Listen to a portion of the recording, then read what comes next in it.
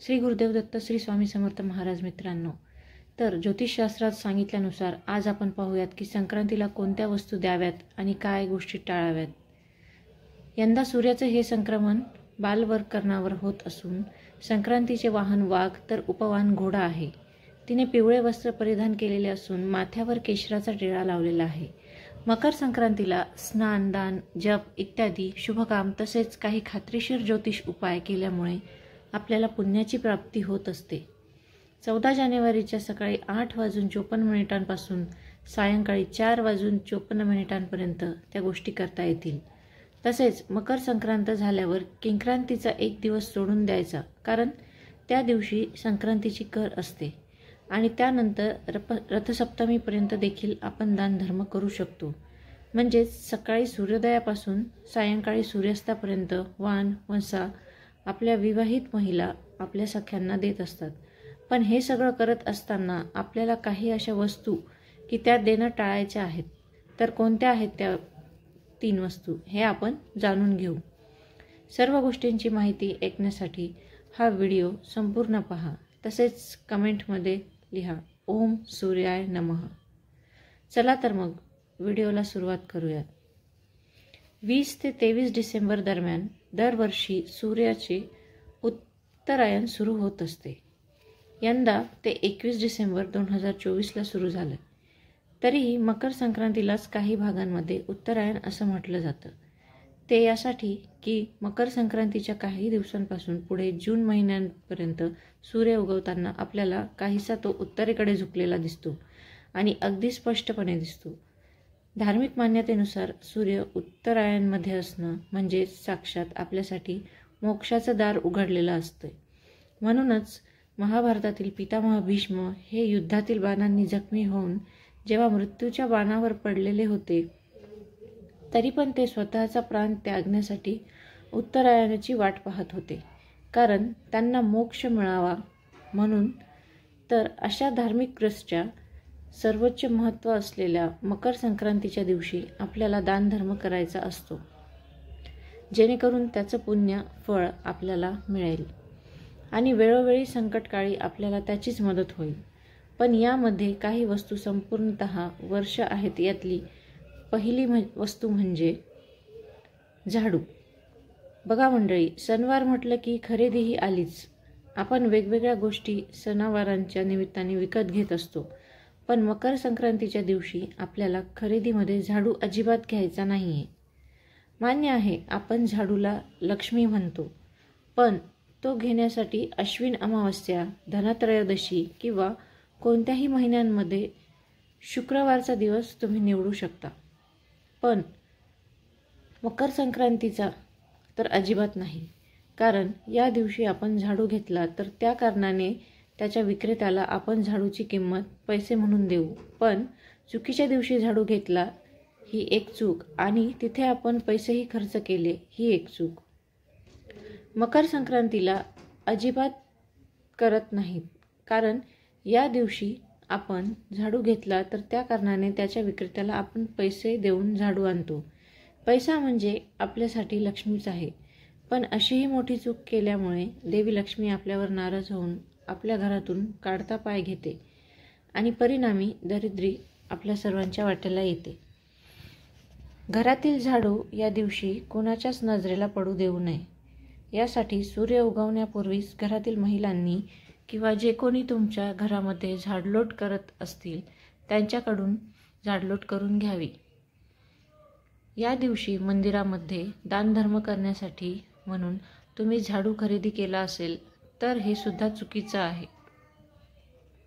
मंदिरामध्ये झाडूच दान करणे हे भाग्याचे लक्षण आहे, पण त्यासाठी काही ठराविक प्रसंग किंवा तिथी असतात. मकर संक्रांतीचा दिवस तुम्हाला त्यासाठी अजिबात निवडायचा नाही आहे, कारण संक्रांत दान असेल किंवा कुठलंही दान असेल तर तिथे आपल्याला झाडू द्यायचा नसतो. बरेच जण आजकाल आपल्या मुलीच्या लग्नामध्ये सुद्धा सर्वच गोष्टी कन्यादान करताना द्यायला पाहतात. पूर्वीच्या काळचे लोक काही वस्तू देणे प्रकर्षाने टाळायचे आणि आजची लोक काय सांगतात की आम्ही आमच्या मुलीच्या लग्नामध्ये तर झाडू सुपलीपासून सगळंच दिलं. पण अशा चुका टाळायच्या आहेत. काही गोष्टी जे असतात त्या मात्र आपण अजिबात देऊ नये. दुसरी वस्तू ही की बरेच जण शनीची साडेसाती जावी म्हणून तेलाचे देखील दान करतात. बरोबर आहे, शनीची साडेसाती तसेच कोणत्याही पीडाशत्रू समस्या असल्यावर शनिवारी शनी मंदिरात किंवा कोणत्याही मंदिरात, नाहीतर मग अमावस्येला, सणांना गोरगरिबांना तेलाचे दान केल्यामुळे शनीची साडेसाती दूर होऊन त्यांचा आशीर्वाद ते दान करणाऱ्याला प्राप्त होत असतो. पण शनिदेव हे सूर्यपुत्र आहेत आणि या पितापुत्रांचं एकमेकांशी कधीच विशेष असं पटलं नाही. मकर संक्रांत हा सूर्याच्या उपासनेचा सण आहे, त्यामुळे तेलाचे दान या दिवशी करू नये. तसेच वासाचे तेल, खाण्याचे तेल, कोणतेच तेल हे दान व वाण देऊ नये. कारण तुम्ही सुद्धा घरातल्या लक्ष्मीच आहे आणि लक्ष्मीच्या हाताने तुम्ही जर हे खाद्यतेल इतर लक्ष्मींना देण्याचा विचार करत असाल तर त्याचा परिणाम उलट होऊ शकतो. आता यातल्या तिसऱ्या वस्तूची माहिती घेऊया. ही वस्तूसुद्धा आपल्याला मकर संक्रांतीच्या वाणांमध्ये किंवा दानामध्ये द्यायची नाही आहे. हळदी कुंकू म्हटलं की काही वाण वस्तू सुद्धा एकमेकींना देताना किंवा घेताना दिसतात. त्यामध्ये काही संसार उपयोगी वस्तू वाण म्हणून वाटलं जातं. आता यामध्ये किसनी, बटाटे वगैरेची साल काढण्यासाठीची पिलर, पिझ्झा कटर किंवा मेकअप साहित्यसुद्धा महिलांना कामात येऊ शकतं. म्हणून सेफ्टी पिना वगैरे सुद्धा महिला वाणामध्ये देतात. तर अशा टोकदार किंवा धारदार वस्तू किंवा टाचण्या, पिना, पत्र्याच्या क्लिपा, चाप, चाकू म्हणजेच काय एक प्रकारचं लोखंड या दिवशी धारदार, टोकदार तसेच लोखंडी वस्तू देणे, याचा अर्थ आपण आपल्या कुंडलीतून केतू आणि शनी या ग्रहांना खराब करून घेत आहोत किंवा कमजोर करून घेत आहोत. हिंदू धर्मामध्ये अशा वस्तू भेट देणं निश्चित मानलं गेलं आहे. त्यामुळे आपल्याला मकर संक्रांतीचे जे काही वाण महिलांना वाटायचं असतं किंवा काही दानधर्म करायचा असतो त्यामध्ये अशा टोकदार, धारदार किंवा लोखंडी वस्तूंचं दान अजिबात करायचं नाही आहे. यामुळे आपल्याला शनीच्या कोणाला सामोरे जावे लागू शकते. शनी आपल्याकडून वायफळ खर्च करून घेतो. कोर्ट कचेरी, आजारपण, कामात अडथळे इत्यादी. यातली चौथी वस्तू म्हणजे कपडे. बघा, मकर संक्रांतीच्या पुण्य काळामध्ये किंवा त्या दिवशी शक्य झालं नाही तर किंक्रांतीचा दिवस सोडल्यानंतर साधारणतः रथसप्तमीपर्यंत सकाळी सूर्योदयापासून सूर्यास्तापर्यंत अगदी कोणत्याही वेळेमध्ये तुम्ही जर कपड्यांचा दानधर्म केला तर तो सर्व दानामध्ये सर्वश्रेष्ठ मानला जातो. कारण मकर संक्रांत किंवा अगदी रथसप्तमी येईपर्यंत भरपूर थंडी असते आणि ही जी थंडी असते ती आपल्याला अगदी असह्य करून सोडते की कधीही थंडी जाईल आणि कधी उन्हाळा येईल. त्यामुळे कपड्यांचे दान करताना सुद्धा आपण जर त्यामध्ये ब्लँकेट, चादर किंवा उबदार कपडे म्हणा गरजू लोकांना दिले तर खरंच काही लोकांना याची मदत होऊ शकते. तर प्रत्यक्ष सूर्यनारायण आपल्यावर प्रसन्न होतात. कारण स्वतः सूर्यदेवांना निरपेक्ष दानाचा धनी असं म्हटलं जातं. कारण सूर्य स्वतः तापतो आणि सर्वांना प्रकाश किंवा उजेड देण्याचं काम करतो. म्हणून आपण त्यांना निरपेक्ष नावाने दान केलं तर. पण काही जण काय करतात की नवे कपडे नाही घेत तर आपल्या घरातलेच थोडेफार वापरलेले कपडे असतील ते देतात. आणि काही महिला आपल्या कामवाल्या बाईला आपण मकर संक्रांतीचा काही वाण म्हणून देऊ तर त्यामध्ये आपले जुने कपडे देतात. पण असं अजिबात करू नये. याचा उलट परिणाम तुमच्या कुटुंबात आजारपण येईल. अशा पद्धतीने वाईट परिणाम हा होऊ शकतो.